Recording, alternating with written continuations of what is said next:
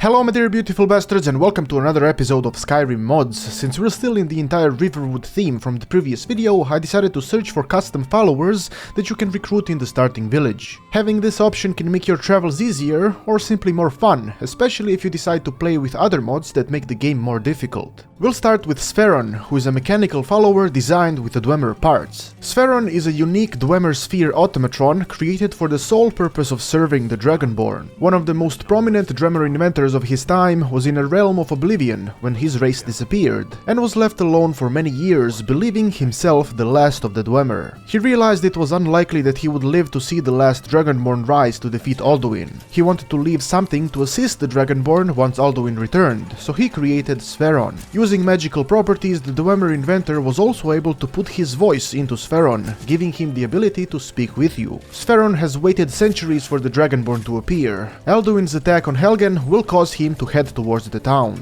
He will be waiting for the player near the entrance to Riverwood, and he will return there when dismissed. His design, backstory and uniqueness make him a very interesting follower to have, and his strength can get you quite far in your adventures. You guys know I love backstories, and the Dwemer lore in Skyrim has always interested me, so this is a mod I definitely recommend to anyone who shares my thoughts. The next custom follower in Riverwood that we can check out is Thistle, a Spriggan matron. Yet another follower with a cool design and a backstory. Thistle is a Spriggan matron that was born with the gift of speech. As she grew older, she quickly found she was different from her sisters. She was shorter and she glowed with an orange essence that was brighter and stronger than her green Spriggan sisters. She could still converse with the other Spriggan in their language, but English felt more like a native language to her than the Spriggan tongue, and she often found herself speaking to herself in English when alone. The first time Thistle ever met a human, it was a Nord explorer venturing into the Moss Mother Cavern that she called home. Intrigued by the Nord and desiring to speak in English, she ventured to the entrance of the cave to speak to him. Frightened, the Nord drew his axe, afraid that she would attack him, and in that instant her sisters leaped from the shadows and torn the frightened Nord to pieces to protect their den. Confused and in disbelief of her sister's actions, Thistle ran from the cave.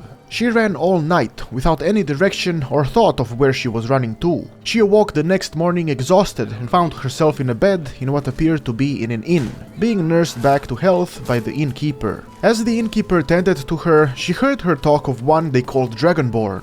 The innkeeper spoke highly of him and told Thistle that he would one day come here, to this very inn, in need of the service of such a special Spriggan. From that day forward, Thistle worked at the inn in secret alongside the innkeeper, who she found was named Delphine. One day Delphine came down to the secret room in the inn, saying she had heard the word of the Dragonborn, and that he was headed this way. Thistle walked out in the open for the first time in weeks, and it was only minutes later when she saw him walk through the door. Beautiful backstory and a great follower that will likely break the monotony of constant human interaction and sword battles with her warping and magic spells. Now we can take a look at two Daedric followers that can appear in Riverwood. The first one is Detra. Detra the Flame, a dark elf that was consumed by the treacherous magic of the Dremora. Consumed by evil and hatred towards the Nords for being discriminated and having her family killed in a fire by war-hungry Nords, she was looking for someone to blame. Before being consumed in flames, a Dremora lord appeared. It offered her power to be able to take revenge. The Dremora had a price. She must spread destruction and chaos across the land of Tamriel. Thus, Detra the Flame was reborn as a dark elf Dremora with complete mastery over fire. But that was thousands of years ago, and now she is trying to find a new path. I can't help but love the stories behind these characters. In the case of Detra, she has a full set of Daedric armor and two daggers that you can take for yourself, and she can cast pretty much all fire spells in the game. I believe it is highly overpowered and will probably make playing the game quite easy, so I would recommend using this follower only when you decide to make the game very difficult with a couple of other mods. In case you still want a Daedric follower but don't want them to be overpowered, you can get Dakota. The only item he has is the Daedric Warhammer of Storms, which, while also very strong, is much less overpowered compared to Detra. He also doesn't use any spells and you can't take his armor, so using him should be an acceptable alternative.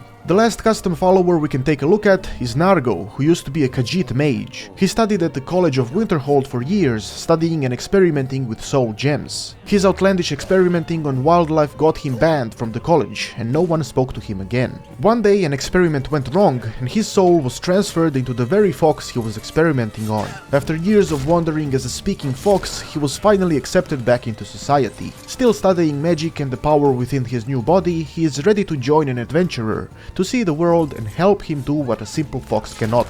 Basically, he is a fox follower who has certain magical properties, and I believe he is the only custom follower who isn't overpowered in any way. His magic makes him stronger than your average animal, but if played on a higher difficulty, he will be just a tiny little helper. You might have noticed that I killed a bunch of essential NPCs and kids in this video. This is all due to the mod called No Essential NPCs, which simply removes the essential statistic from all characters in the game. This means that you will be able to kill everyone and anyone, and I'm sure certain children of Skyrim within your playthrough deserve to die. Thanks for watching, and don't forget to stab a kid or two in the name of the gods. I have been Petard, your glorious lord, and may the blessings of Petardia eternally touch your butt.